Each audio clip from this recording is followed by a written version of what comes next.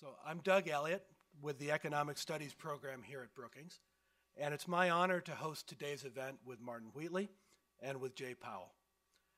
The last few years have revealed a host of problems in the wholesale financial markets, the markets where large institutions buy and sell foreign exchange, gold, interest rate, and other contracts. Traditionally, these markets have been fairly loosely regulated on the theory that all the participants were big boys and girls and could take care of themselves. However, scandals have shown that these markets can sometimes be rigged through collusion among key parties, and that a lack of transparency may sometimes reduce the fairness and the efficiency of these markets. The ramifications of the problems that surfaced in the last few years have extended well beyond the circle of participating institutions, the big boys and girls I referred to. And so this has highlighted a societal interest in appropriate regulation of wholesale markets and a broad belief that regulation has not been sufficient as it was prior. The United Kingdom in particular has taken a lead in addressing many of these issues, partly because London and New York are clearly the two major centers for wholesale financial markets by a considerable distance. Having been in those markets, I will say the British usually say it's London. We usually say it's New York. I have a sneaking suspicion it might actually be London, but I'll let our two distinguished speakers today wrestle about that if they feel like it. So a little while ago, Chancellor of the Exchequer George Osborne commissioned something called the Fair and Effective Markets Review, which is run by a combination of the Bank of England, the Financial Conduct Authority, and Her Majesty's Treasury. We're honored to have Martin Wheatley here today to talk about that review. He is the Chief Executive of the Financial Conduct Authority and has been very closely involved with this review. And prior to taking that position, he's the first. He came in 2013 when the FCA was established. Prior to that, he was a senior executive of the UK's Financial Services Authority, which is one of the predecessor organizations. Before that, he spent 5 years running Hong Kong's securities regulator. The packets that were available when you came in contain a longer bio of him, and it would take quite a long time to go through all his accomplishments and Jay's, so I'm going to keep this on the shorter side. I would just note that Martin also ran the UK's review of the LIBOR scandal. And the LIBOR scandal, of course, is one of the precipitating causes of the belief that there needed to be a much wider review. We're equally honored to have a distinguished discussant to comment on Martin's remarks and to provide an American perspective on the same issues. That is Jerome Powell, known as Jay. I don't know why I did that. I should probably at this point mention I'm coming off a long and severe cold, so if I start talking nonsense at some point, just be gentle. Anyway, Jay is a member of the Board of Governors of the Federal Reserve Board and has been given particular responsibility in watching over these market issues. Prior to joining the Fed, Jay held a number of senior government and private sector positions, including serving as Undersecretary of the Treasury. As you'll see in his full bio, he was also a think tanker, and I am always pleased to see a think tanker make good, or frankly, even do honest work. We have a simple format today. Martin will replace me at the podium to give some prepared remarks. We'll then swap in Jay for his thoughts, with particular emphasis on the American context on the same issues. After that, the three of us will sit down here, and I will lead a discussion amongst us. And then finally, you in the audience will have a chance to ask your own questions of these two distinguished individuals. So with that, let me turn the stage over to Martin.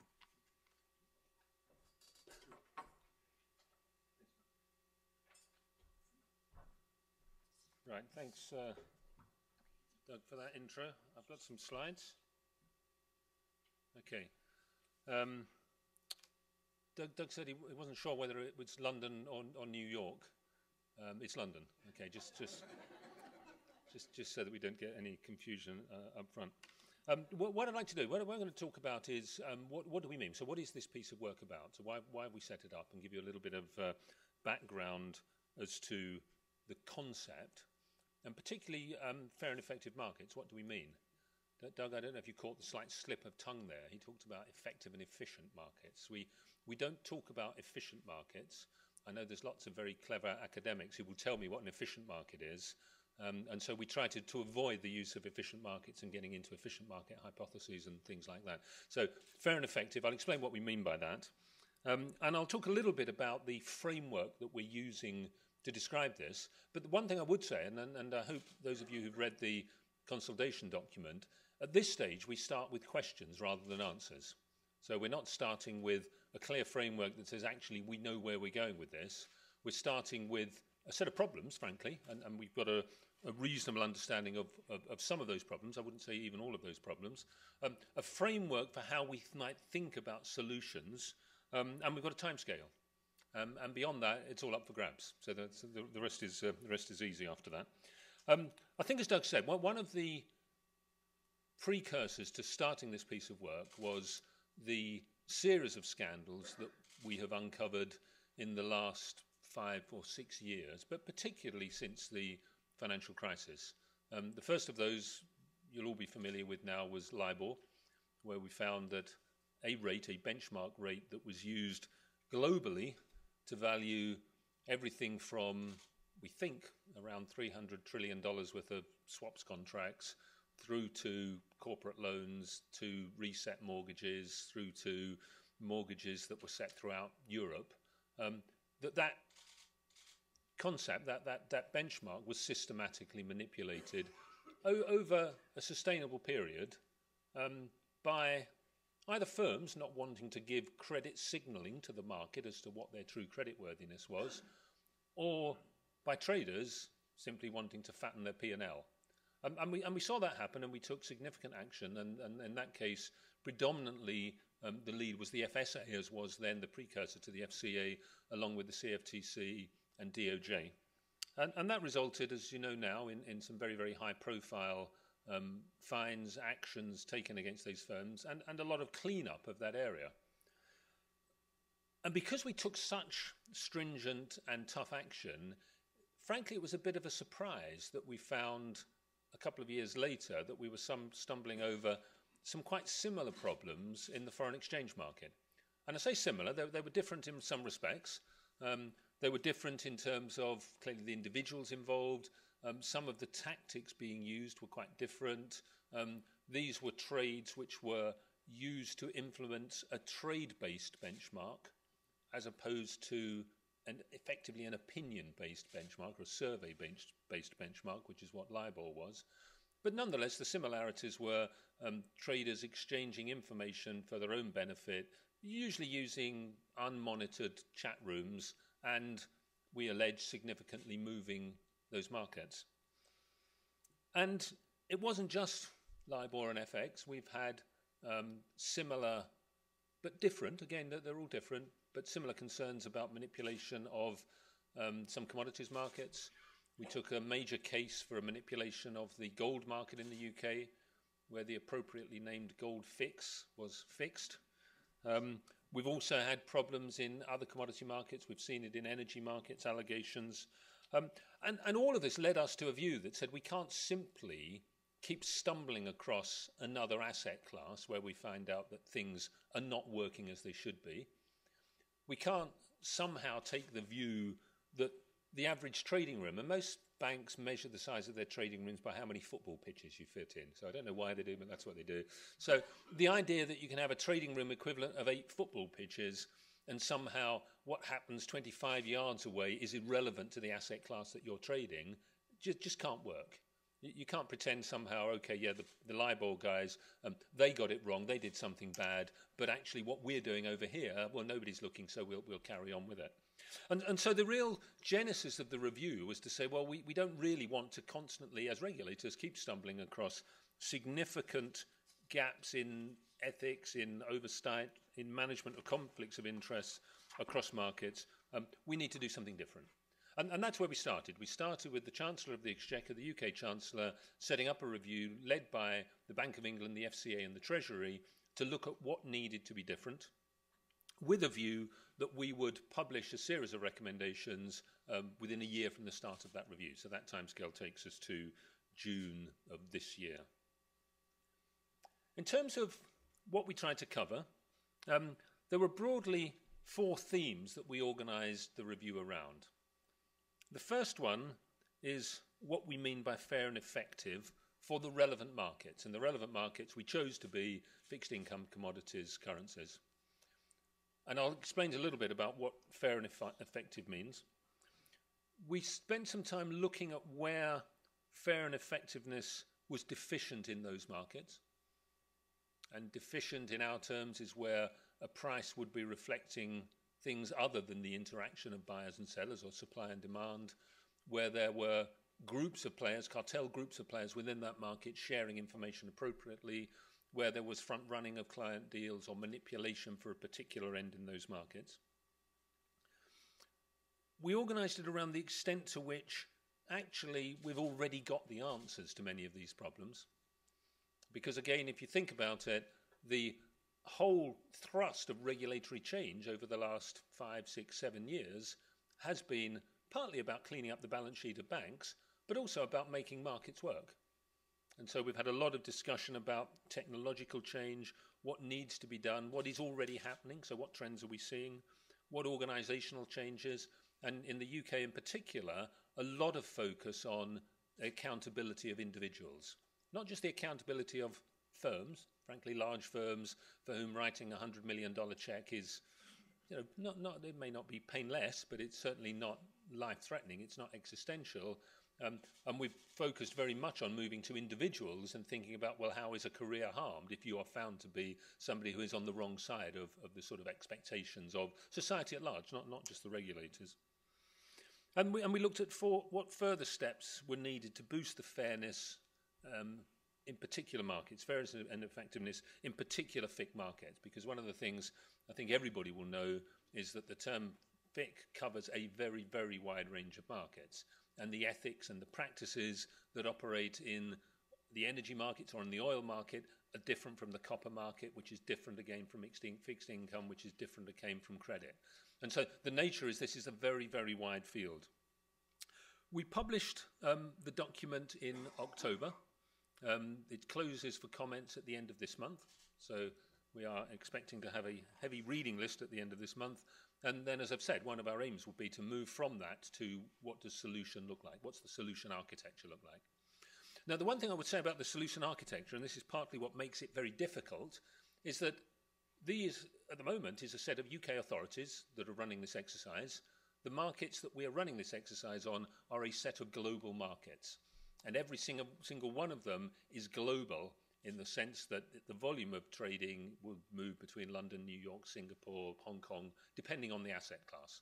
So if you look at foreign exchange, the UK typically has about 40% of the foreign exchange markets. New York would have 20%, Singapore 4%, and so on and so forth. In the copper market, you'll see London has a very large share of the copper market, but increasingly Shanghai has a growing share of the copper market.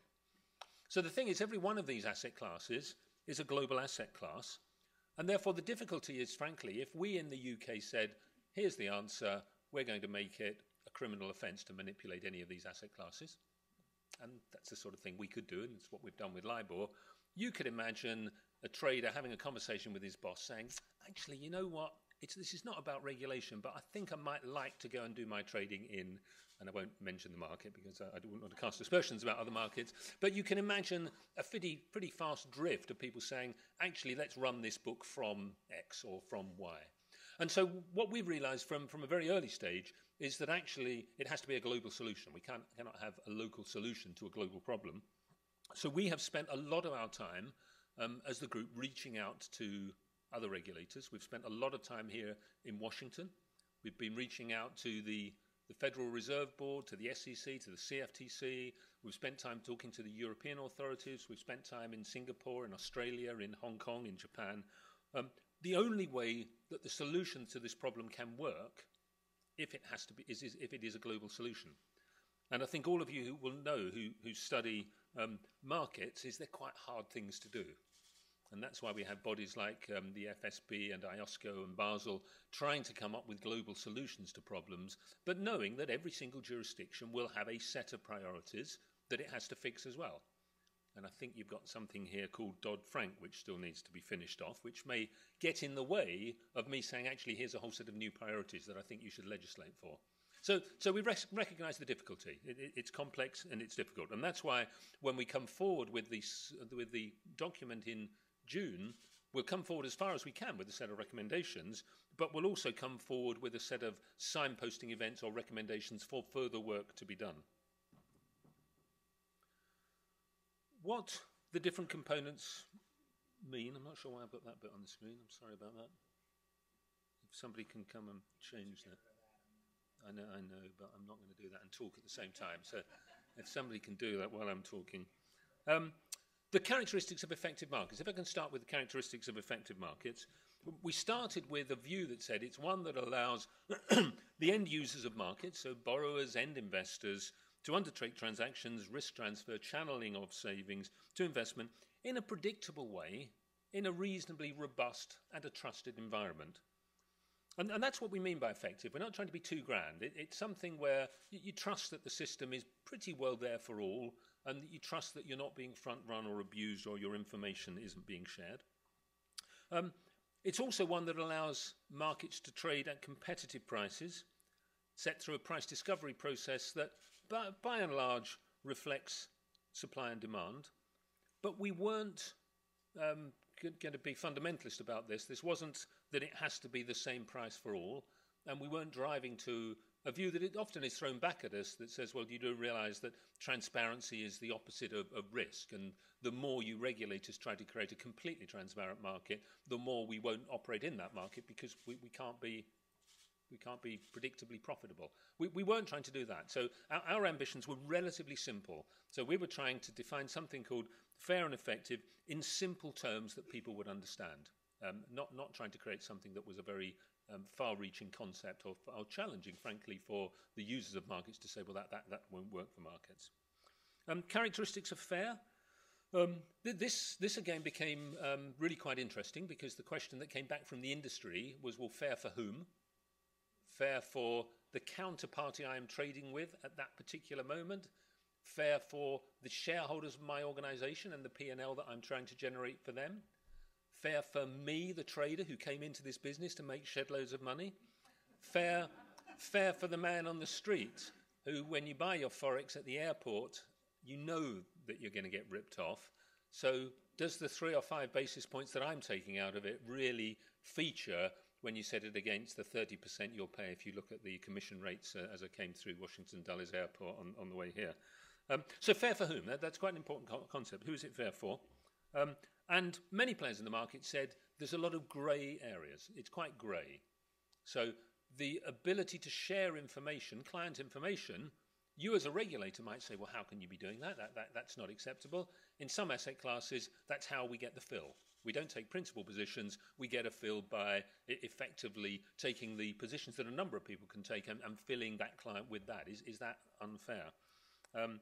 We were told that in many cases, particularly in Forex, the process of hedging ahead of a 4 o'clock fix or a 115 ECB fix actually looks like manipulation, but really it isn't. Because all we're doing is actually hedging the position that we know we're going to have to deliver. The fact that we move the market in our direction and we profit from that, that shouldn't be seen as a manipulation. That's a natural side result of us hedging effectively in the market. So we got challenged an awful lot that said it's grey. It's difficult. It's not straightforward. A market that had sufficient transparency for market participants to have access to information, not absolute transparency. So we're not arguing for a completely open and transparent market, but enough, transparent enough. Open access for all. Again, we're not saying absolutely everybody who wants to play in the wholesale Forex market will be able to play in the wholesale Forex market, but you have to be able to get access to do the things you need to do. And if you need access to foreign exchange, finding a route to do that. There is competition in the markets, not pure competition that everybody has exact equality, but competition on the basis of merit reflecting the equality of opportunity. Many of the firms said to us, well, when you talk about equality, we've just invested $200 million in the better algorithmic-driven system than my competitor. So are you telling me to throw that investment away? Surely I have to be able to invest to get the best access to markets.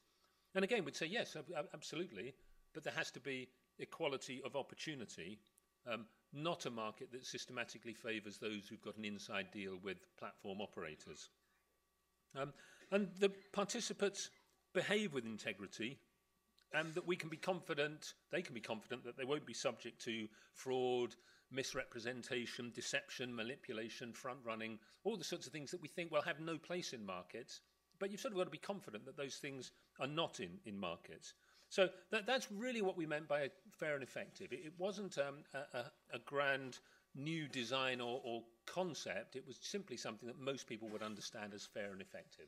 A reasonable opportunity, an absence of corruption, an absence of collusion in markets. So that was our starting point. We then get into the difficult part is, well then, how do you frame those starting points across markets that are quite as complex as we have here? And we developed a concept,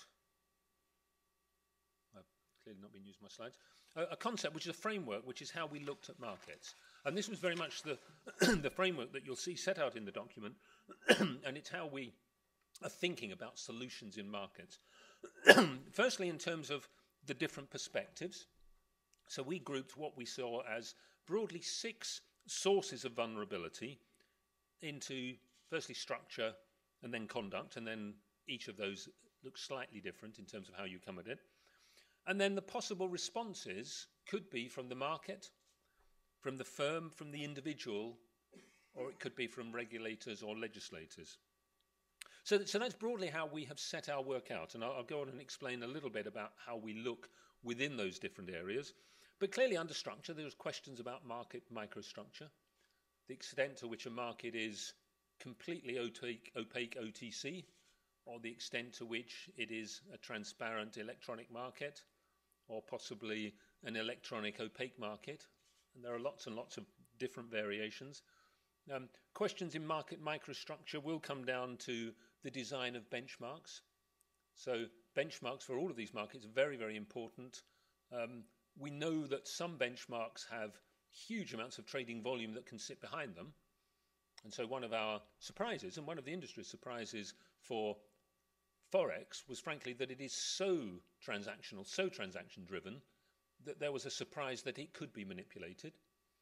Through to benchmarks that frankly, there's one trade a quarter, and the question is, how do you create a benchmark based on the price of transferring a freight container from San Diego to Shanghai, when I don't know how many freight containers run that route on a daily basis. But benchmarks operate across all of these different classes. Freight classes, there's even an index, there's a benchmark for salmon in Norway. They have a salmon benchmark, which they price the cost of salmon. So one of the questions on microstructure is, how do you frame a benchmark? Is it transactional based, or is it opinion driven? Is it based on a single point in time, or is it based over a time period? Is it an averaging type benchmark, or is it an auction collection benchmark? All of these are questions for every asset class that you have to ask. And similarly, competition and market discipline. So was there adequate competition in these markets? And I'll give you some surprising insights to how competition worked in these markets in a moment. And does market discipline work? And market discipline is frankly the ability of the counterpart, the sophisticated end user, who may be a hedge fund, it may be a municipal, it may be a producer of aluminium, their ability to police the receiving end of the trade, because they are very often on the other end of the trade. So how far does market discipline itself act as a solution?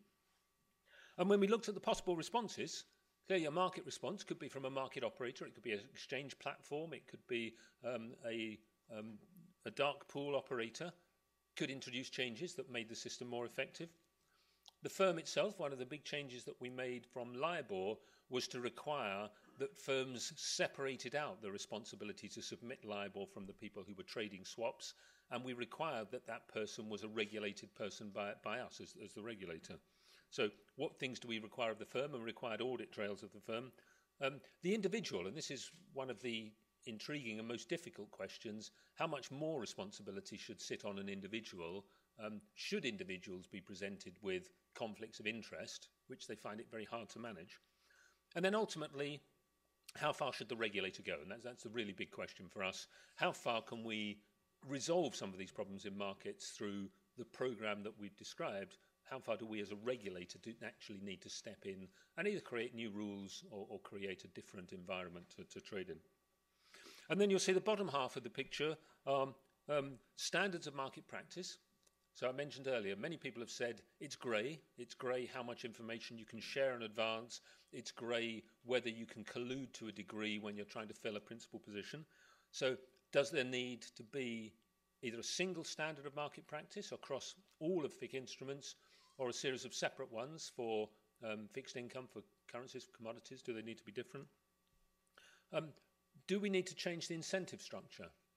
And again, one of the significant changes that we have been following through in the UK, and I see there's now some discussion in the US on, is what you do with deferred compensation. So we now have a model where a significant component of compensation has to be deferred and will be at risk for a significant period after the year in which that compensation, or the year for which the compensation was awarded. So if we find 3 years, 4 years later, that actually either a series of positions or a series of trades were done to a standard that fell short, we would require that that compensation was clawed back against an individual. And so it changes the incentive structure. You no longer have an incentive structure where, frankly, you break the rules knowing that you either get a good bonus in that year or you have to look for another job, to one that says, actually, the bonus that you thought you got in that year may not be yours at all. And secondly, you may find it very hard to get another job because there'll be more of a record, and we'll move away from the cosy situation where, frankly, an employer and an employee agree to some sort of agreement that neither will badmouth the other, but therefore there's no further penalties, no further issues for the individual. And the final point is, and again, this comes to the regulator, what level of surveillance does there need to be, and what level of penalties does there need to be? So in equity markets, nothing can happen that we don't see in equity markets, and that's typically true of regulators around the world. In commodities, currency markets, typically there is not reporting of those trades. So in terms of the ability to have any sort of ongoing oversight, any sort of surveillance, it would need to be a very different model if we moved from where we are today. And obviously, finally, penalties. The thing that you may find curious is that even though we have introduced significant penalties for LIBOR manipulation, significant penalties for Forex manipulation, in the UK in particular, there was no offence of LIBOR manipulation or Forex manipulation. And you might find that curious, how we can levy a penalty when there's no offence. They specifically weren't offences because they were not regulated activities. What was required is that all firms have proper systems and controls in place, and the fact that their traders were able to do these things was for us sufficient evidence of poor systems and controls. But it's difficult to have penalties unless there's a defined offence, and in many markets still, there is no defined offence of manipulating these markets. There is no such concept of price-sensitive information in these markets. Price-sensitive information is very much an equity-based concept, which has now been extended to fixed income. It doesn't exist in aluminium. So if you happen to be the world's largest producer of aluminium and one of your plants has exploded, you may think you have something interesting. That would not count as price-sensitive information. So quite a lot of interesting challenges about the way that regulation interplays with these different markets. So in terms of what we might do, and I say might do because it's very much at the early stage, but some examples, and this is not meant to be exhaustive, from market microstructure. One of the questions in fixed income markets has been the just extraordinary plethora of fixed income instruments that exist, which makes standardization of trading very, very difficult. Can those issuance be more standardized? From many of the players in the industry, they'd quite like to see that. The issuers will say, well, hang on, how does that work? So I've got a particular cost stream for a particular period, and I want to issue a note against that. And if I standardize, does that mean I can't issue a note against the particular exposure I'm trying to fund? So difficult to work out exactly how you would impose that. In FX, some of the lessons we learned from the recent cases. So are there structural vulnerabilities within the market? Is the largely OTC nature of the market something that we should think of as needing some sort of intervention? Is the internalization model that most banks try to operate a problem. So the fact that the prime incentive you have when you have an FX trade is to cross it within your own book and therefore to collect as much as possible, but therefore not to take that trade into a market and be a contributor to overall price transparency. Is that something we should be concerned about? And then commodities, again, they're one step removed in terms of transparency. These markets are very, very opaque, and in many cases the players in these markets are either very, very large global producers of the asset, or in some cases sovereign states. And sovereign states and regulation is an interesting concept as well. So quite a lot of difficulties about how for each of these markets you might take them forward in terms of structure. We also asked the question about whether better discipline is a solution in the market, whether better competition could be a solution in the market.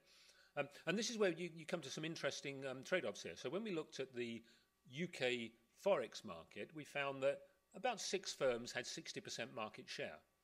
Now, most competition economists would tell you, well, that in itself doesn't mean that there should be a non-competitive market.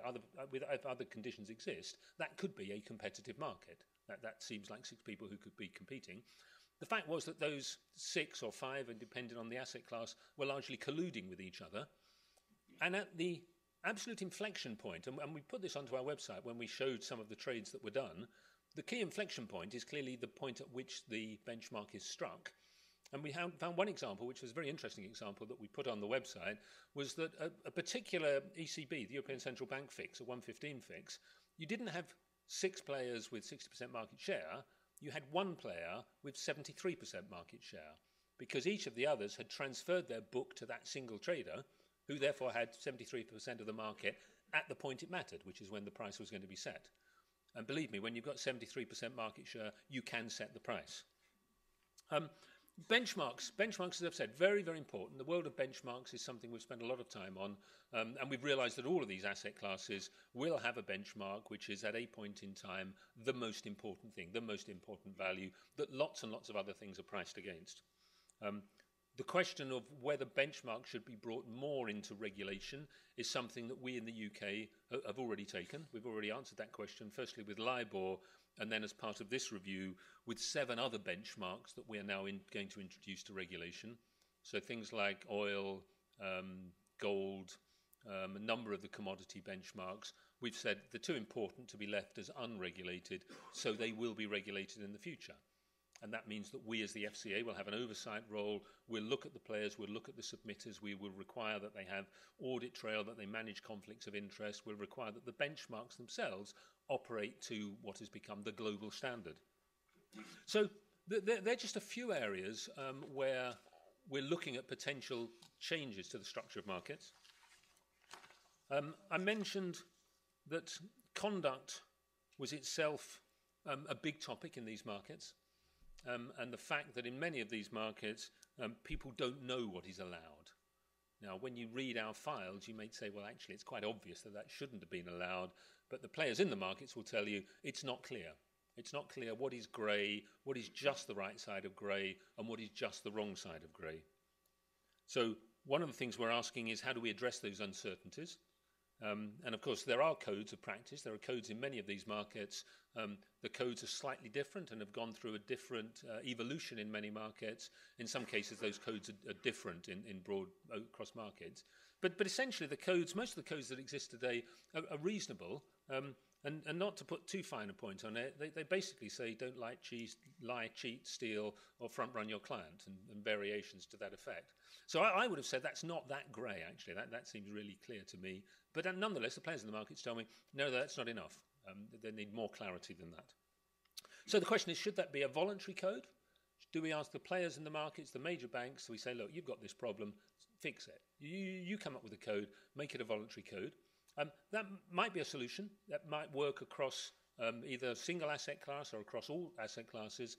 And in fact, in the UK, we, as the FCA, we have 11 principles that define how everybody should operate in those markets, in all the markets that we regulate. And those principles are about being fair and open and not misleading, and be open with the regulator and show due diligence to your client and act with integrity. I mean, there are a set of things that are very hard to argue with. But the question is, when you fall foul of one of them, who does something about that? And so that's the question when you come back to codes are fine, but do they have effect? If somebody falls short of a code, do they lose their job? Does that organization get sanctioned in some way? Does the regulator come in heavy? And again, that comes back to my question about the different legislative priorities that everybody has. If the regulator is to come in heavy, you need to create new law. And to create new law, you have to go through a legislative process, and that's a complex and difficult process. The second of these conduct points, governance and incentives, responsibilities, and particularly remuneration structures. So how are remuneration structures set to incentivize people to exploit conflicts of interest? And if they are, what do you do to remove them? And again, we've done a lot of work in the UK to remove those conflicts such that incentive structures don't put difficult decisions in front of people. And a lot of the structural changes we've been making in the UK over the last 3 years, and will continue to make in the next 3 or 4 years, are about taking away the desire, the temptation to abuse a conflict which you have because it will benefit you. So we've taken away that link between the benefit and your action, in part by changing the structure, so there are certain things you can't do, and in part by deferring your achievement of the benefit and having, frankly, some doubt hang over it for the next 5 years. And if we find, as we have done with many events, we've gone in and said, actually, you've got to give up that bonus that has not yet surfaced to your benefit, you lose that. Anything that's not vested, you would lose that. And then, of course, there's a question about the people you hire.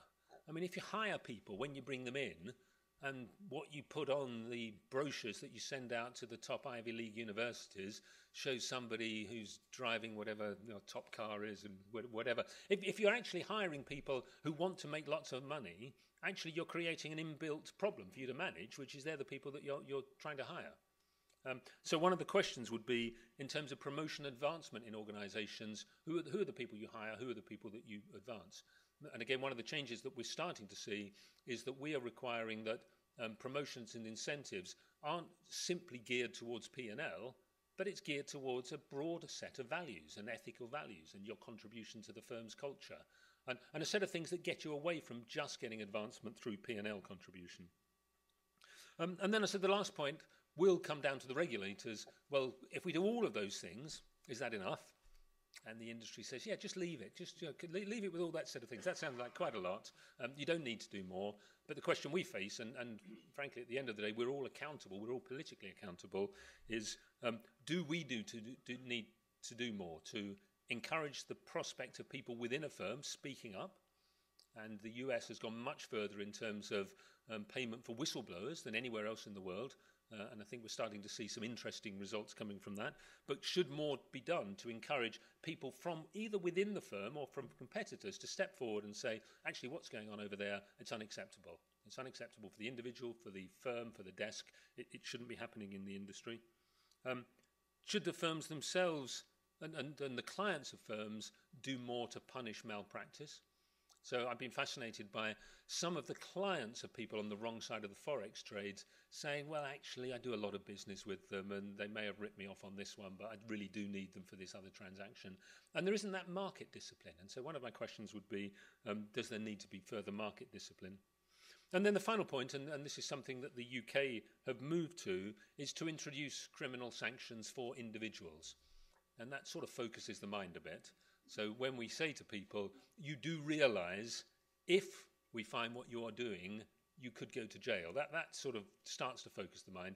And so that's become the place in LIBOR. It will extend to some of the other benchmarks that we've talked about.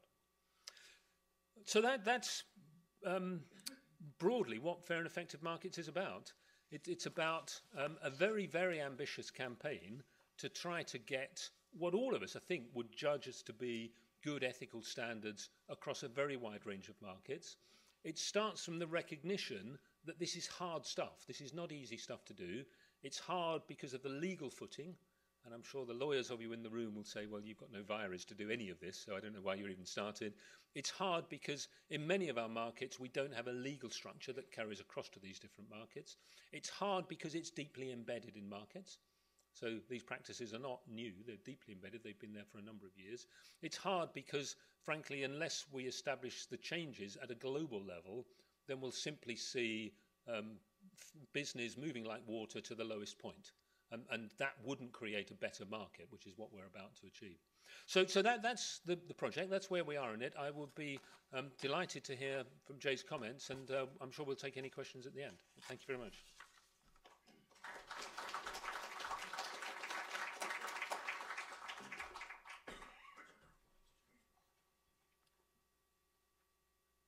Thanks very much. Thanks to Doug and to Martin Bailey for inviting me to be here today, and thanks to Martin for his comments. Thanks to Brookings. It's great to be here to comment on the Fair and Effective Markets Review, which is an ambitious and important initiative. And for this purpose, I'm happy to say that London is perhaps the leading center for many FIC markets, but the markets are still global, and U.S. markets are very important in them, and U.S. firms play important roles in them both here and in London and around the world. So the review addresses issues that affect our markets as well. What the review does is it looks to identify further steps that can be taken to restore confidence in FIC markets in the wake of the depressingly numerous instances of serious misconduct in these markets in recent years. And that conduct has been and will continue to be addressed through substantial fines and criminal prosecution of the firms and individuals involved. The Federal Reserve continues to take part in these enforcement actions along with, in cooperation with other U.S. agencies. But the design of the review is not only to advance enforcement, but also to look carefully at markets and firms and ask whether there are structural vulnerabilities and incentives for bad conduct that have not been well addressed by reforms to date. So I'll offer a few comments on a few specific areas and then discuss some of our parallel efforts here in the United States. First, as the review notes, there is a common perception that FIC markets and their participants are highly sophisticated and do not need protection. This is Doug's group of big girls and boys who don't need protection. And while that may generally be true, the perspective is far too narrow because the importance of these markets extends far beyond their participants. The market mechanism allocates credit and determines the borrowing costs of households, companies, and governments. Proper market functioning is really a public good that relies on confidence and trust among market participants and the public. Bad conduct, weak internal firm governance, misaligned incentives, and flawed market structure can all place this trust at risk. So one of the ways we have to influence those incentives is through compensation practices at supervised institutions. Many have argued that pre-crisis compensation practices at the largest firms either allowed or created misaligned incentives. And in response, many firms have changed their compensation practices since the crisis to better align incentives between individuals and firms, particularly through enhanced deferral of incentive compensation with delayed vesting and the possibility of more robust forfeiture and clawback in some circumstances. So we've strongly encouraged these reforms in our role as in our supervision of these large institutions. And in my view, these reforms are both essential and generally on target. In addition, U.S. financial regulators, including the Fed, are also preparing for public comment a new proposed rule on incentive compensation that will both codify and strengthen these initiatives. As the review notes, greater transparency is critical in helping to curb market abuses and strengthen competition. And in the United States, we've had over a decade of experience with the trace data in the over-the-counter corporate bond, MBS, and ABS markets. The MSRB in the municipal market provides similar data for municipal bonds. And Dodd-Frank also imposes rules requiring greater transparency in the over-the-counter derivatives market through the use of central clearing, trade repositories, and swap execution facilities. Given the issues around OTC derivatives in the crisis, these are critical initiatives.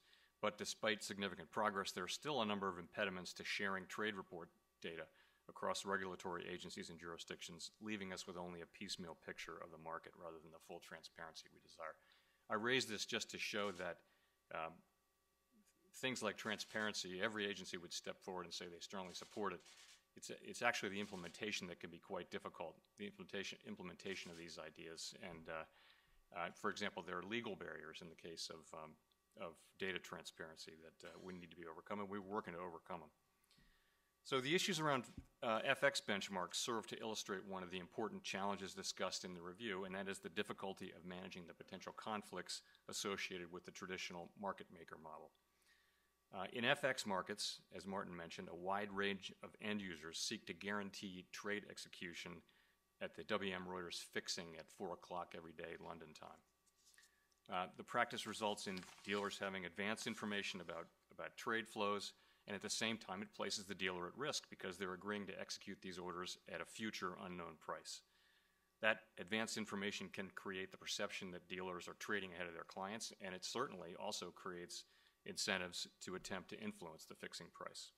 So the recent FSB report on foreign exchange benchmarks made a number of recommendations designed to address these issues in this specific market, including widening the fix window from 1 minute, using trading platforms to maximize netting, encouraging dealers to charge either a bid-ask spread or another transparent fee to compensate them for the risk they take, and also strengthening their internal systems and controls to better manage the potential conflicts of interest.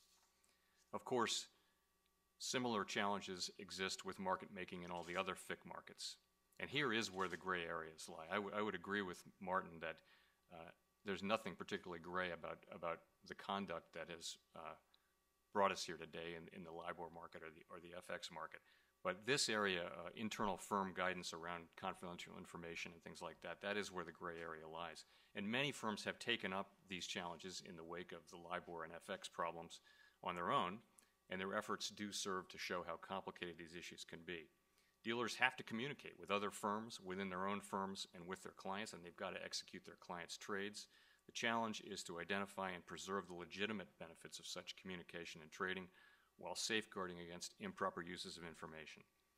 It may be that these challenges can be further addressed through coordinated private efforts, for example, through bodies like the Foreign Exchange Committee and the Treasury Market Practices Group, which are both sponsored by the Federal Reserve Bank of New York. Those groups actively work on best practices and have been constructive in prior instances. And it may also be that further supervisory or regulatory action is needed. I'd like to turn to our work on interest rate benchmark reform, and it's worth recalling that before the scandal broke, LIBOR was not regulated. UK authorities have now addressed this shortcoming by making both the submission and the administration of LIBOR regulated activities. And the process by which firms make their LIBOR submissions is now subject to careful monitoring. The new LIBOR administrator, ICE Benchmark Administration, is now regulated by the Financial Conduct Authority and is evaluating changes to LIBOR so that it can be based as much as possible on arm's length transactions from a broader base of funding transactions. With surveillance in place and penalties in place and a new administrator, one might be excused for thinking that there's nothing more to be done on LIBOR. In fact, some people do think that. But that is emphatically not the view of the FSB Official Sector Steering Group that I now co-chair with Martin Wheatley, which concluded that it is essential to develop one or more risk-free or near risk-free alternative rates to LIBOR for use in financial contracts such as interest rate derivatives. And the reasons are related to both the structure of LIBOR and the market that underlies it. Unsecured interbank borrowing has been in a secular decline for some time, and there's a scarcity or outright absence at longer tenors of actual transactions that banks can use to estimate their daily LIBOR submissions. And LIBOR is huge, as Martin mentioned, 300 trillion, something like that in gross notional amount. So the incentives to manipulate LIBOR remain in place. And the structural problems go deeper than that. Markets need to be effective, fair, and also safe. If the publication of LIBOR were to become untenable, if it couldn't be published because the number of transactions that underlie it declined further, and LIBOR ceased to be published, the untangling of the outstanding $300 trillion in LIBOR contracts would be quite a mess, a legal mess that could endanger financial stability.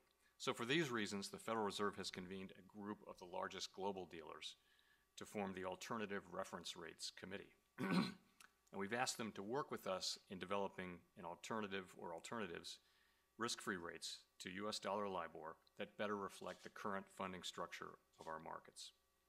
And as the consultation document notes, issues of this nature are really global in nature, U.S. dollar LIBOR contracts are traded throughout the world, not simply in the United States, and for this reason we're working in close consultation with all of our foreign regulatory counterparts. In fact, we had a conference call all around the world just this week.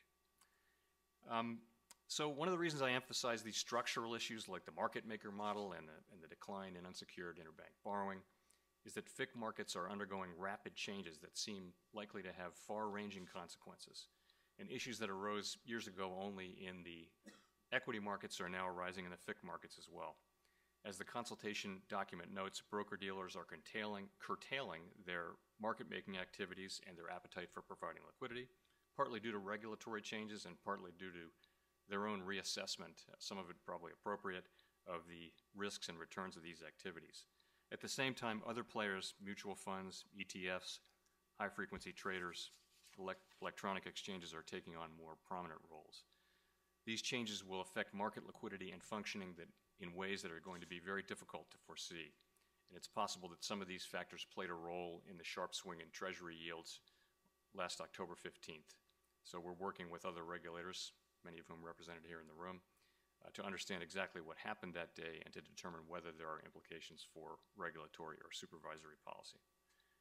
So I'll wrap up by saying that the review raises the right questions in considering the troubling patterns of market abuse and also in considering the structural changes that we're now seeing in these markets. And it's crucial that market participants, end users, and regulators collectively take a step back to consider, as the review invites us to do, whether the changing structure of FIC markets will result in markets that are fair, effective, and safe. Thanks very much.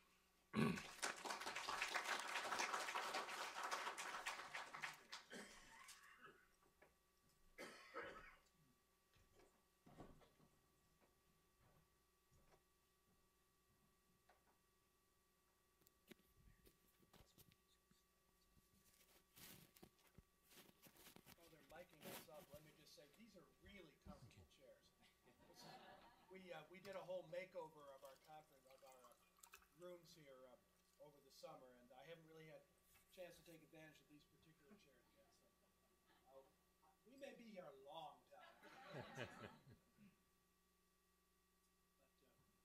thank you both. I thought that was absolutely terrific. And you're not live yet. Yeah, no, that's okay. I'm not saying anything significant yet either, but I'm just kind of vamping here. You're lucky I don't think I can sing, so I'm not going to try that. Okay, am I live now? I can't quite. Okay, there we go. I knew I was close. All right. One of the great things about being here at Brookings is I get to ask the first few questions here and get some discussion going, and then we'll turn to you in the audience. Martin, if I could start with you. The consultation period ends at the end of January, though I'm sure if people happen to tell you some things afterwards, you'll still listen. That's been going on since October. What kind of feedback have you gotten so far? Are there some themes that are already clear?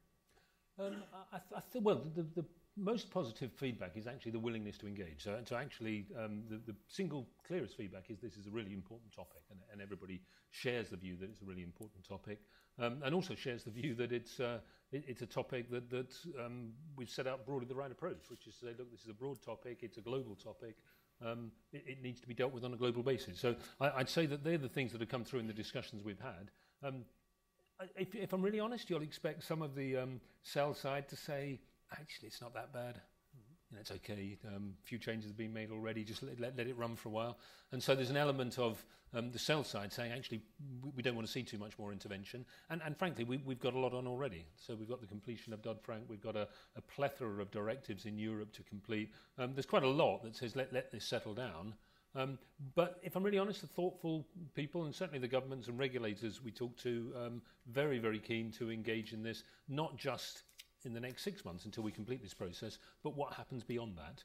Because the thing we've been very clear about is that this is not a short-term thing. We can't just come up with a set of recommendations and then say, problem solved. This is something that has to be owned at a global level by regulators, some of whom are represented in this room, but frankly from right across the globe. So the engagement, really, really positive. But in terms of specifics, no, I think we're waiting to get written responses for that. But has anything surprised you at this point? I think what surprised me a bit, if I'm honest, is the sell side saying, actually, it's okay. Because it's not. And there's a sort of a bit of humility I'd expect to say, yes, actually, we recognise this is a big problem when we have to solve it. So that a bit of a surprise. Okay, and you've appropriately, as has Jay, talked about the difficulties and importance of global coordination of all this. How can we do that? I mean, clearly we'll have to find some way to do it. Well, I mean, LIBOR, which both Jay and I are working on, is a really good example. That we started with something where it clearly is important, and we recognise from right at the start it's important globally. We started with a set of recommendations which started as UK recommendations. We very quickly engaged the FSB and IOSCO and ESMA to say, look, we want to have a global solution to this. So Jay and I now run the group, the official sector steering group, which has now taken forward the recommendations on not just the old LIBOR, but the concept of risk-free rates, which is something very much that came out of that group. And we've now got central banks in a number of major jurisdictions all working together to produce a set of changes, and we'll report in June, I think our next report will be reporting on the changes that are being made. So I use that as actually a pretty good example of how you can make this sort of thing work. One question I have in regard to that is, in dealing with bank regulation in the past, it's been difficult to, or the existing powers have chosen not necessarily to listen to views outside of the Western markets. It's been a difficult governance issue to try to make sure that we have emerging markets really involved in these processes. Are there things we could do at this point with these markets which are so dominated by North America and Europe to assure that we have buy-in and appropriate feedback from the rest of the world? Well, I think the important thing to do is to involve the supranational bodies, which we have done, and particularly in the case of LIBOR, both IOSCO and the FSB, which are not dominated by just the major Western markets, certainly not dominated by the UK and the US. And so having socialised it through that process, we now know that each, many of the markets who are not necessarily the largest players on the world stage are actually taking forward the same set of reforms that we've put forward here. You'll have to remember, I spent some time before going back to London representing one of those smaller markets in Asia, and it was very important, and I know from the perspective of being in Hong Kong, it was absolutely important that Hong Kong, and I know I can speak for a number of regions in Asia, wanted to be and aspired to operate to the global standard if there was one, and so would be very keen that it was given the blessing of one of the supranational bodies that then became an agenda that they could drive through in their own countries, wherever that may be. So I don't think that's a difficulty. I think it's about the clarity of what is the global standard. I think that's the hard part. Doug, let me just amplify Please. that. I think in LIBOR, one of the keys was to agree on, sort of reach agreement on principles for reform, but then allow some heterogeneity at the level of countries. So what makes sense for us to implement LIBOR reform here in the States, in principle, is the same as elsewhere, but the particulars will be different. And I would also add that the yen group is yen is one of the 5 currencies that we've addressed in LIBOR reform. It's dollar, euro, Swiss franc, sterling, and yen. So we do have a global framework. Okay, and since we're talking on this side now, no, I was going to turn to you on this one anyway. So this is a good a good switch over. I don't mean to be mean about this, but it's possible to take away that the British are well ahead of us in examining all this. Could you talk a little bit about whether A, you think that's true, which I suspect you don't, and B, how will the process differ here from in the UK in terms of reaching internal national agreement about what should be done? Sure. So, let me first say what we have going on. We actually are working on many of the same things. We have, I think, a coherent reform program for LIBOR that is in the process of being implemented. Very challenging work that I mentioned. Right behind that is FX. We're working with the FX committee to evaluate the FX reform and then implement those, perhaps on a global basis. We're still active on enforcement, and so we have. I guess the other one I'd mention is conduct. We have an initiative on conduct. It's been a very large focus for us and the other supervisors, particularly at the largest firms. Conduct and culture, let's say. So we have a lot going on. Those are all areas that are within the framework of the review. I think the other thing is, as I mentioned, all of the big U.S. firms are involved in the review and are involved in global markets. So it doesn't really make sense for us to be running a parallel process and perhaps coming to different conclusions. I think we're eager to hear what the review comes up with in June and then think about how to transplant that to our markets rather than run some sort of a parallel process. And what do you think the process is likely to be once some initial thoughts have come out of the review? I think we'll have to see. In our market, it would need to be, if we were to do something like that, of course, it would need to be a multi-agency thing, and I think we would have to weigh the benefits of that compared to the costs and difficulties of it. It's not clear to me that we don't have major global benchmarks here. For example, at the heart of this is LIBOR and FX, of course. We don't have legal authority over regulating them, for one thing, but we also just don't have those kind of benchmarks here in the United States. Those are really in the UK. So I just think we're going to have to wait and see.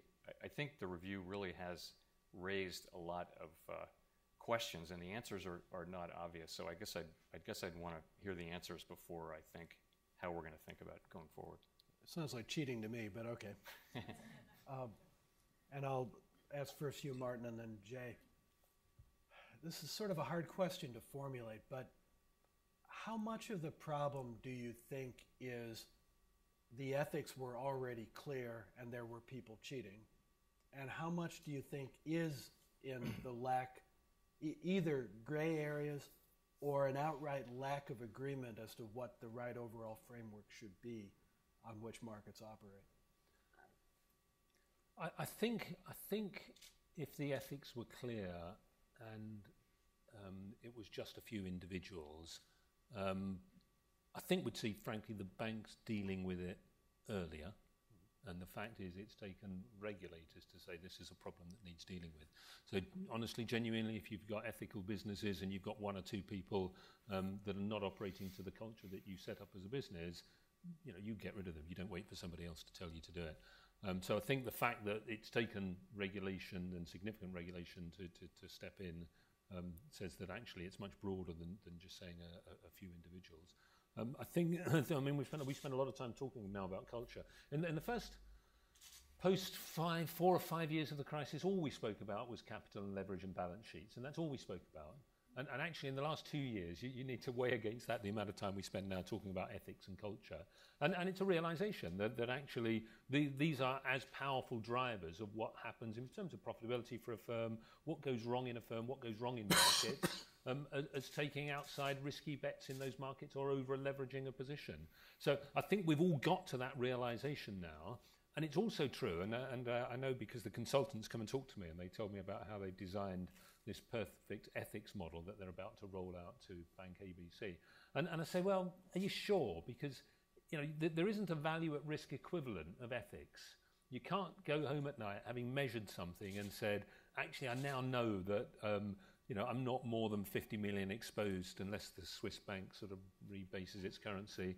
I'm not more exposed than that. In culture, it can pop up at any time, anywhere. And that's the point we make to people. This is not just about giving your risk professionals, your compliance department, your chief risk officer a module and say, make sure everybody understands that. This is all about how people think and breathe and behave. And that's from the very top of the organisation to the very bottom of the organisation. So from my point of view, it's not just about a few individuals, it's about the organisation as a whole. I think we've got quite a long way to go to solve that problem. Just because you've emphasized a few many times as you were talking about this, another potential possibility is there were actually very widespread abuses, but that everybody knew that those were abusive things if they were done. So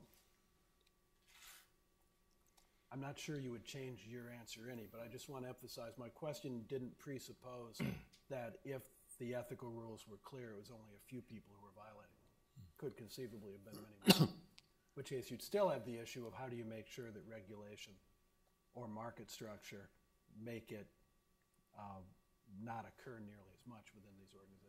I think, well, sorry, I didn't deal with that other part of your question. I think it's pretty. I think it was pretty widely known, if I'm really honest. the things that we're now uncovering and saying that this is unacceptable behaviour. Some of the worst abuses, so the cartel-like behaviour amongst a few, I think was probably kept to a few, but the broader concern that markets were operating in ways that were a bit unpredictable and people couldn't quite see what was going on and there were probably some abuses in there, I think was more broadly known. And frankly, we do look at these things through a different lens now. So you have to go back probably 40 years in equity markets to find actually insider trading wasn't an offence in many of the world's major equity markets. That became an offence over time, and a number of those markets took quite a long time to catch up with that. But it was known that it was going on, even when it had been outlawed, and people understand that. So I think it is fairly widely known that some of the abuses that we've seen in these markets are deep-rooted. Not the worst cartel-type behaviour, but some of the abuses of using client information inappropriately. And you know, part of this review is about resetting the dial and just making it very, very clear that that's not acceptable. Okay, and Jay, do you want to tackle the same rather vaguely defined question? Is how much of this is about lack of clarity and how much of it is about unethical behavior? So the conduct, the way I think about it is this. The conduct is, looking at it back in hindsight, clearly reprehensible and wrong. And I was never in these markets, but it may have been the case that there may have been a sense that if everybody's doing it, it's not really cheating. Sort of like, it's like that in professional cycling. If everybody was taking drugs, then that's their rationale. But it's okay if everybody's doing it. I think there may have been some of that here. In any case, as Martin indicated, you find that you simply can't have this. And in a sense, that is a cultural change, because it may have been that it was fairly well known in the marketplace that at least some of the conduct was going on. So I'll just say that I think that the right thing to do, though, is it's sort of a pattern recognition thing. You want to now look around in other areas and ask, where are the bad incentives? Where could this happen again? If it's not going to be obvious ex ante, let's think, where are bad incentives in place that could lead us down this road again, where we can once again find out that things really just won't stand the light of day. I think that's the right thing, because Martin's right. Standards do change over time, and they change through events like this. Okay. Let me give the audience a chance to participate now. So several ground rules here. First, we are webcasting this, and so for both the people in the room and those who are being webcast, please wait until the microphone comes to you. Please identify yourself by name and organization if you're affiliated with an organization. And please make it an actual question. I'll also go further. We have two very important regulators here who have influence on a wide range of topics.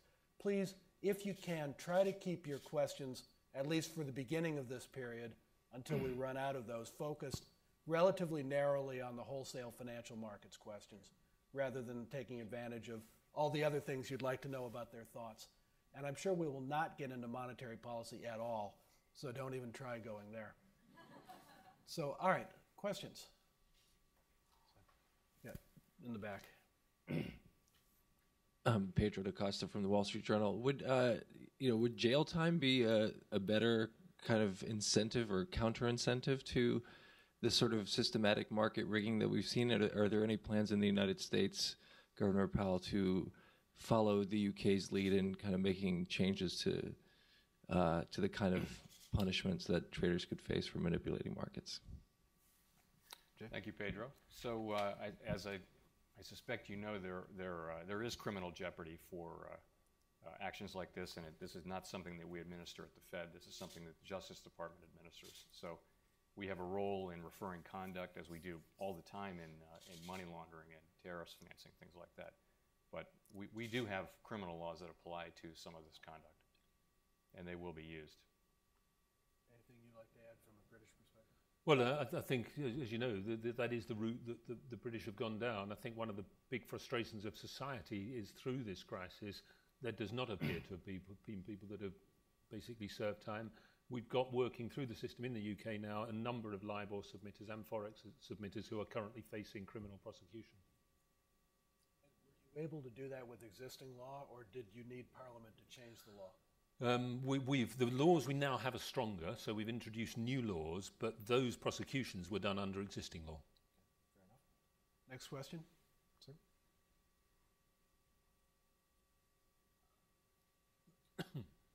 Thank you. Stuart McIntosh for the Group of 30. I wanted to ask Mr. Wheatley, can you develop a little bit your point about how you address extremely problematic, unethical behavior that is not quite criminal, but which, at the moment, individuals can mask and then move on and work in another space? And I know that Bill Dudley has talked about that as well, the notion of a register or something of that type to get to the re-employment of unethical individuals in the future. Yeah, so we're working through a program of change to create a new senior manager regime in the UK, which will have a number of components to it. Some of the components are just about establishing what is acceptable and what isn't acceptable. Some of the components to it will have certain senior people have to go through a much more detailed process and to be certified each year that they are still fit and proper. And a part of the process, the expectation is those who fall short of being fit and proper will not simply be allowed to move from one firm to another and therefore simply perpetuate their role through the industry. That's the intention. The lawyers will tell you that this is quite a difficult thing to do, so we're working through exactly how that gets implemented in practice. But obviously, people have a right to work, and it's trying to balance the people's right to earn a living against the breach of things which, if it falls short of criminal, are you impinging on human rights? So that's the sort of balance that we're trying to strike. But the intention is absolutely to get where you describe, which is people should not be able to simply sign a non-disclosure agreement and turn up at a competitor the following day. Okay, Martin? Thank you. Thank you for the... I'm Martin Bailey here at Brookings. Thank you for the terrific presentations that we've heard. I want to talk about this global enforcement issue that you've raised and that Doug raised. Now, so suppose you have a market that wants to get into the business of trading, and maybe they're not as particular about the ethics, and so they tell the global community, oh, yes, we agree to that, but actually they're not going to agree. So what do you do about that? And one thing is there any power to sanction that exchange or that country? And second, will market participants themselves sanction it? In other words, companies maybe decided not to list on exchanges which tolerated insider trading because it undermined the value of in the end, it undermined the value of their companies. And now everyone sort of accepts that insider trading is a bad thing. Are we going to get to the point where the traders themselves say, not the traders, excuse me, the people who want to participate in the market, the buyers and sellers, say, we want to go to London or we want to go to New York because the standards are much higher there? You made a comment that suggested maybe that's not true, that they don't care that much about what you're doing on standards. But it seems like in the end, that's going to be a primary enforcement mechanism globally, that you get the reputation. We want to be in those markets that are fair and effective. Well, maybe I can start and then Jay, you can add to it. I think in many of these markets where the major players are highly regulated firms, and we know in Forex, for example, they are, I think those firms themselves, and we've all heard the tone from the top of those firms, are not going to want to be seen to regulators or their clients as trying to funnel their business through jurisdictions that give them some sort of advantage against a globally accepted standard. So I think in those asset classes where you have heavily regulated entities, I don't think that will be the case. In some of those asset classes, you've got people who are not heavily regulated entities, and this is particularly the case in many commodities, some energy, where actually you've got non-regulated persons, producers, a very, very wide range. I think it might be a different equation there, and I think we'd have to look differently at how those sort of players are regulated. But and then in terms of the action on the jurisdiction that sets itself up, I think there's been less and less tolerance for that over the last 10 years. And what we've seen now is jurisdictions that do that are finding themselves increasingly frozen out by the global system, whether it be on the basis of tax or other reasons, are finding it harder to do business. But I think the former point is probably the more powerful one for the regulated firms in those markets. They won't want to be caught on the wrong side of the regulators. I would just simply add that I think volume in business is going to run to the highest liquidity, and that's going to be, as long as we can preserve the fairness and effectiveness, if I may say, of these large wholesale markets in London and the UK and in other advanced economies, we're going to get the vast part of the business, and I would agree that the problem of markets wanting to be much less regulated and that sort of thing shouldn't be a problem. Okay, Pierre. Neil Rowland, MLEX News in Brussels and Washington. With regard to incentive-based compensation, the UK, as you've said, is ahead of the US in making changes there. Governor Powell, where do you see the US headed in that area from a regulatory standpoint? Do you see any changes being made, if at all? So as I mentioned, we're in the middle of a 6 or 7 agency process to come up with a rule on incentive compensation. And the themes that will be embodied, and I don't want to talk about precise particulars because it's the subject of a complicated discussions, but the themes are, the heart of it really is, to me, deferral of larger amounts of compensation over a longer period of time for people who are senior in these companies or important risk takers. And deferred vesting and forfeiture where there appear to have been risk management errors or let alone malfeasance. And even clawback in some cases, although that's fairly extreme, but there should be the possibility for that. So that's the heart of it. In my experience, the real problem is the ability to generate short-term profits, but there's a long tail of risk.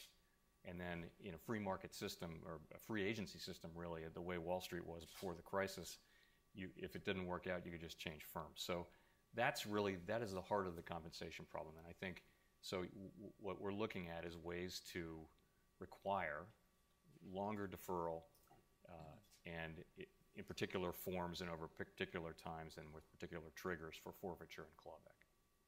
I can't be any more specific than that.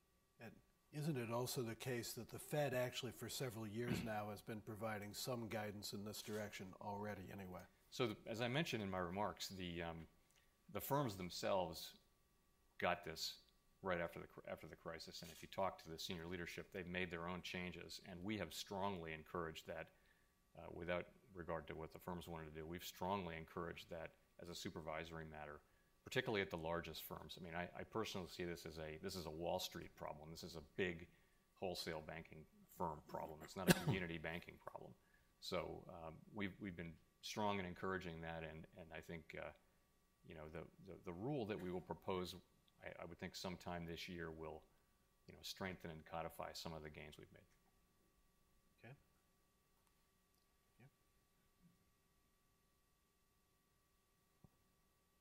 Okay. Nancy Jacqueline, Johns Hopkins SICE. Mr. Wheatley mentioned the fact that in the fixed income markets in particular, the reduction in liquidity is not unrelated to this issue of the benchmarks and how you can get kind of a fair system of benchmarking. You also mentioned the problems of trying to standardize bond issuances. I've been told that in the 1920s bonds were exchange traded, and so I was wondering whether either of you see a promising approach or the most promising approach to try to enhance liquidity in these markets, and whether there's any public policy issues involved in trying to foster those kinds of changes. Well, again, if I can answer first from the UK, bonds are still exchange traded. They just don't trade much. And so most issues you would see, I don't know, reasonable liquidity in about the first 4 or 5 days of any issuance, and then basically it's held to maturity. And so one of the problems is that there isn't really secondary market liquidity and hasn't been for a long time. The problem's exacerbated by, frankly, in the current environment where you have a search for yield, where lots and lots of people want to hold higher yielding assets, higher yielding so-called less risky assets, but believe that there's enough liquidity to both go into those products and come out of them. So I think it's quite a problem, actually, what's happening in debt markets at the moment. And the idea of the standardization was to say, well, we can have deeper benchmark issues that would have more people able to trade, and you wouldn't have, as you have at the moment, some of your major corporates issuing 100, 200 lines of debt. But the flip side is, from their treasurer's point of view, they would argue, well, I've got to match the funding to the project. I've got to match it to the liability. And so when we've had those discussions, we've found quite a strong pushback from some of the corporates at the idea that somehow they would effectively cost more. It might give greater market liquidity, but could cost more because you haven't got a proper matching profile. So I think that's one of the areas that came up quite early, but it's quite a difficult discussion that we're having. Jay, anything? I just would add, yeah, so I made the transparency point in my remarks. You know, the trace data here in the United States has been shown or found to have narrowed spreads, led to better pricing in those markets. So transparency and data on transactions really does help. Martin touched on the idea of standardizing bonds, requiring standardized bonds, or for example, requiring some, getting involved in regulating the formation of underwriting syndicates and which buyers get to buy the bonds and that kind of thing. So this is where the whole benefit and costs of OTC markets comes into play. The issuers really want bespoke manufactured bonds. They really want to match a certain liability. They want to do the deal when they want to do it at a certain rate in a certain structure. They really don't want to be crammed into a thing. So it's a cost from their standpoint. As far as the same point comes up with requiring some sort of formal first come first served approach to who gets to buy the bonds when there's excess demand. And the issuers don't want that either. They want investors to be invested in their debt instruments that who will support the business and won't just be looking to hold them up if there's a covenant violation, that kind of thing. So in these OTC markets, there's really a trade-off between perfect clarity, transparency, and efficiency, and really an efficiency, at least in the eyes of the issuers. And I would just second what both of the speakers were saying. I was an investment banker for many years, and I assure you, the people who are trying to borrow the money are very particular about how much they're going to borrow, when they're going to borrow, what the characteristics are, what currency it'll be in, et cetera. And I'm sure that we would all benefit from some greater standardization. It's a real conundrum to figure out how to encourage the standardization without forcing people to do things that they don't actually want to do. People out in the so-called real economy, which we're not, in general, we're trying to make sure our financial system works better for them rather than trying to impose restrictions on them. Further questions? Yeah, in the back there? Yeah, with the beard. Hi, John Heltman, American banker. Governor Powell, you mentioned a culture initiative that the Fed is working on. I wonder if you could tell us some more about what's going to be in that and what the Fed in general would like to do to improve cultures at these institutions. Thanks. So I guess I'll start with the end point, and that is the kinds of things that happen with LIBOR, that happen with FX, and frankly that happen with mortgage-backed securities simply can't continue. And I think everyone agrees on that.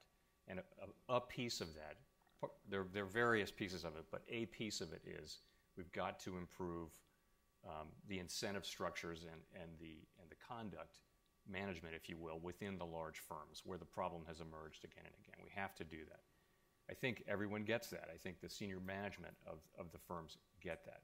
So our project, big part of our project, is to make sure that the CEOs and boards know that we think that they own this problem and that they need to be accountable for and drive the message deep down into their firms, in case they're not doing it already, that this kind of conduct damages not just your career, it damages your colleagues, it damages this firm, and it's probably going to end your career if something like this happens. So that's a big part of it. So it goes from a range of just speeches and ideas. Bill Dudley had a lot of ideas in his speech. Dan Tarullos had other ideas as well. Mark Carney has spoken a lot about these issues. So I think we're trying to drive those kinds of changes. It's partly incentive compensation, but it's also just tone from the top, which is a loose idea. And it may be that some of these ideas that are being discussed, like a registry or lifetime bans and things like that, could also be also be used. But it's clear that what has happened really can't happen. It's really got to stop happening, and we've got to find ways to make that happen. One of the approaches is through conduct and culture. Okay, Mary Miller? I just would be interested in hearing from each of you what you think could happen on a global level to take advantage of the trade repository data that's being generated. I think, Governor Powell, you referred to some of the difficulties in terms of international coordination and getting different national authorities to work together. But it does seem to me that if we could get to a global trade repository system, that we could help a lot with some of the issues you've raised this morning. So, just to amplify, so these are really difficult issues. They're legal barriers, for example, about sharing information between regulatory institutions in the same country or cross-border. And so lots of work is going on. There are workshops, there are negotiations, there are legal proposals, there are all kinds of things going on to get that done. We will get it done. It will take more time than it should, but it will happen. The benefits, of course, are enormous, and that's why I cited the trace data. You have transparency. It's not just for enforcement. It's also for considerations of financial stability and ultimately for transparency in serving markets better. So very important, quite difficult.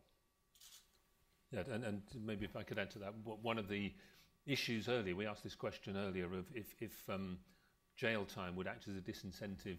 It would, but it's linked up with detection. So you've got to have fairly sophisticated detection algorithms to run, and we've got nothing to run them against. So until you've got a full set of the data, all the trades at different times with unique client identifiers, properly time-stamped, that is against a global atomic clock, not where everybody's system is, 3 nanoseconds out from somebody else's system. They're the set of conditions that need to exist. And if you've got those set of conditions, then you can run fairly sophisticated mining algorithms to look at, basically aberrations. And frankly, the detection problem goes away. It's then a question of showing the proof. But we're a long way from that. So come back to your question: would it help? Well, you can't do that sort of things until you have a global repository capturing all the data. So it's a necessary precondition of what I consider to be systematic and proper detection. How long do you think it might take to get there? Certainly beyond my working career. It's too bad. You look robust. So now you've got me worried. All right. Martin, I'll get one last question. You mentioned this business of should people go to jail, and I would just raise the question, is it really a waste of time trying to put people in jail, particularly the U.S. legal system, but I think maybe also the U.K. legal system is really designed to protect the defendant, and it's really quite hard to send people to jail. You can, but O.J. Simpson got off despite some fairly strong evidence, and isn't it better to look to disciplinary action? And I know you have to talk about sending people to jail because of the public outcry, but it just seems to me that given our legal system, it's sort of largely a waste of time. Well, I think, it's a combination of things. You want to have robust detection. So you want people to think that actually, if they do manipulate markets, it won't get just forgotten about. It won't go unseen. So you need detection. You need consequences. And for us, the consequences will range from loss of career progression to loss of job, loss of bonus. And jail is, if you like, the end of that. But you sort of want people to feel that the consequences of bad acts are real, and that's just one of the menu of consequences. How many people actually go to jail is probably less important than the fact that people feel that's a potential consequence, because I think it does focus the mind. Jay, you're a lawyer. Do you want to comment on that? Sure. So when I was coming up in Wall Street, the common problem was insider trading. Lots of people went to jail for insider trading, and it was. I didn't personally find the need for deterrence of that nature, but I'm sure that it was a deterrent for some. Where there's clear, the issue to me, just in my view, is that you've got to find clear black and white kind of crimes to prosecute anybody successfully in this country. If it's really close to the line, then you may expend a lot of energy, and it may have sort of in terrorem effect and deterrent effect and that kind of thing. But it's a pretty expensive way to do that. Okay. Well, thank you both. We've come to the end of our time. Thanking the audience. Martin, Jay, Thank you.